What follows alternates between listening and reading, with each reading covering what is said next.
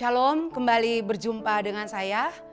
Puji Tuhan karena kasih karunia Tuhan saya bisa berdiri di tempat ini, saya bisa bersama dengan saudara-saudara sekalian. Sebelum lebih lanjut lagi, saya mau menyampaikan bahwa Tuhan mengasihi kita semuanya. Kabar baik bagi saya dan kita semua, saya menyampaikan bahwa pemulihan itu perlu terjadi dalam kehidupan kita. Amin. Sebelum saya masuk lebih lanjut, saya akan sedikit baca firman Tuhan di dalam Mazmur pasal 80 ayat yang keempat. Ya Allah, pulihkanlah kami, buat wajahmu bersinar, maka kami akan selamat. Satu ayat lagi, Ratapan 5 ayat 21. Bawalah kami kembali kepadamu, ya Tuhan, maka kami akan kembali. Baharuilah hari-hari kami seperti dahulu kala. Amin untuk firman Tuhan. Saudara-saudaraku yang saya kasihi dalam Tuhan kita Yesus Kristus. Sekali lagi saya mau berkata bahwa pemulihan itu perlu sekali ada dalam setiap pribadi kita. Ya, terutama ya saya dulu. Ya, sebelum saya menyampaikan pemulihan kepada saudara-saudara seiman, mungkin juga kepada orang-orang yang belum mengenal pada Tuhan, saya harus berkata bahwa pemulihan itu harus terjadi dan terlebih dahulu pada pribadi setiap kita. Kenapa? Kalau kita mau diberkati Tuhan, kalau kita mau bahwa hidup kita ini boleh menjadi berkat di sekitar kita, pemulihan itu harus kita alami secara pribadi. Tuhan tidak menginginkan ada kerikil-kerikil, ada sampah-sampah yang ada dalam kehidupan kita atau hati kita secara pribadi.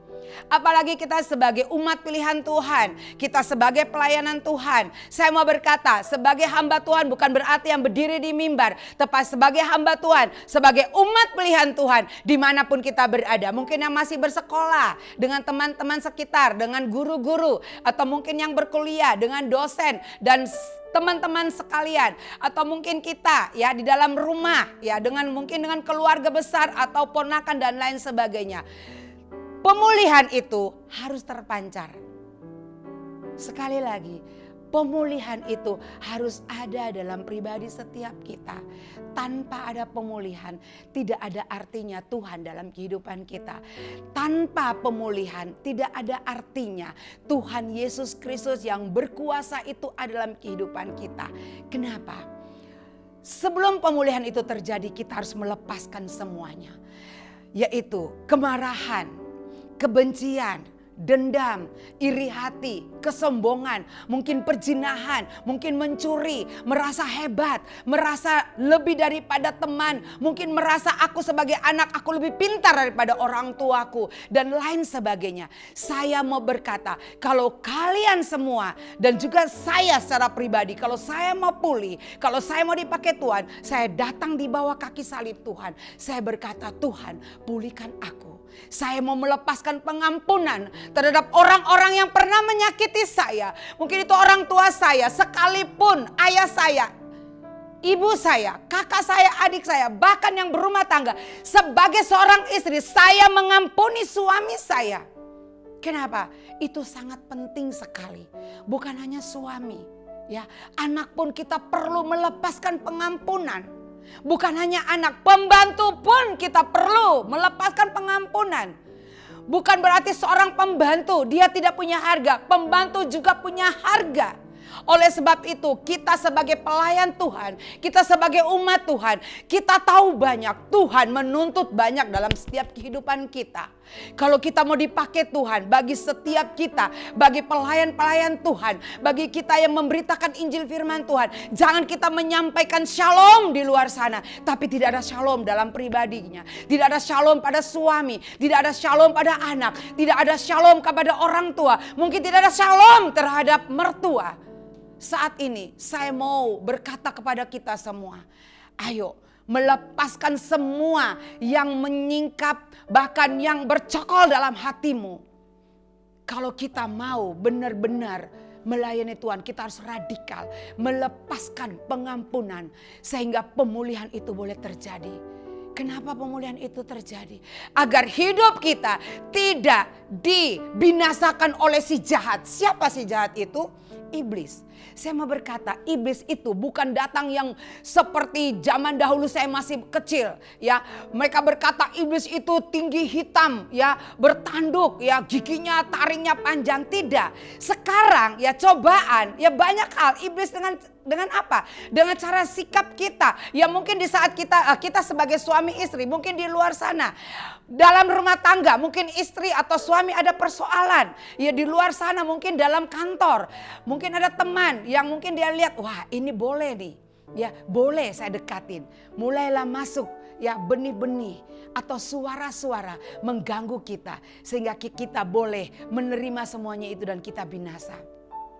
Tapi saya mau berkata, ayo biarlah pemulihan itu boleh terjadi. Jangan kita mendengarkan suara-suara yang halus itu. Suara-suara yang kadang-kadang sebagai orang dunia mengatakan ini suara yang enak. Ya, mungkin saya di rumah kok seperti ini. Ya, saya di luar sana mendapat yang luar biasa indah, janji yang baik. Tapi kembali lagi, semakin kita mendekatkan diri kepada Tuhan, bukan berarti tidak ada cobaan.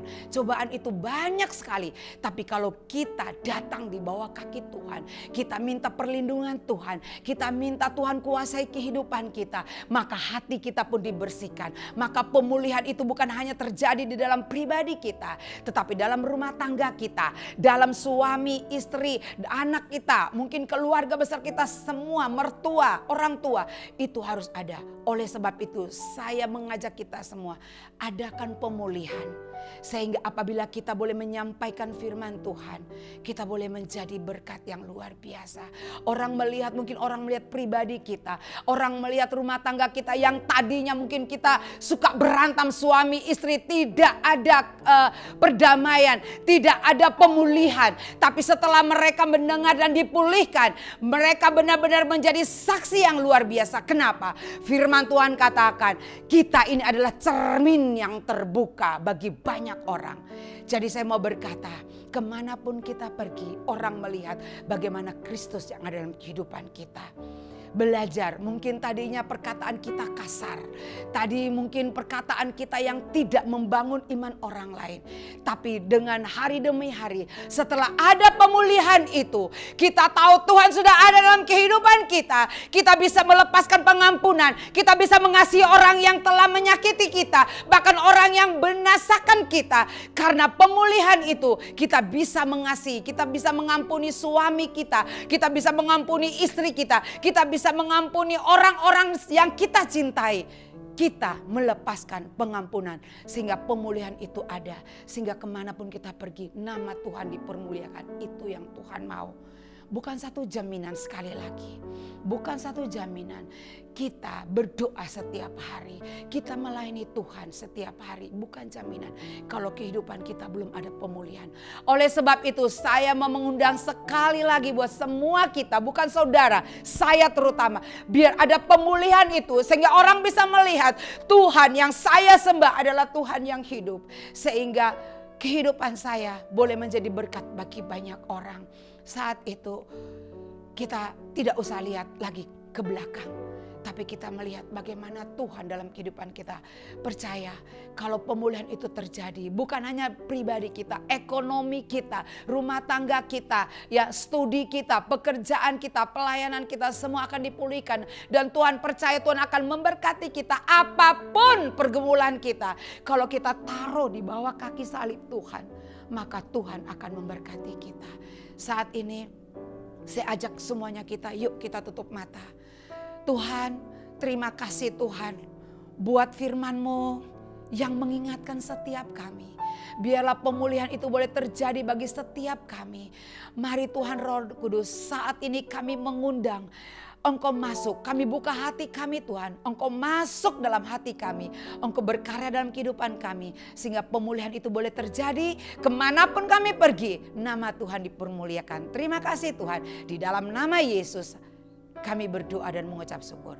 Amin. Amin.